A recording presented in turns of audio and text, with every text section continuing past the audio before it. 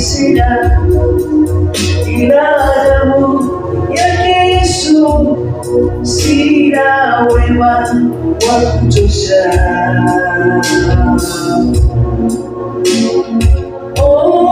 Cha kutumaini sina ila damu yake Yesu, sina wema wa kutosha.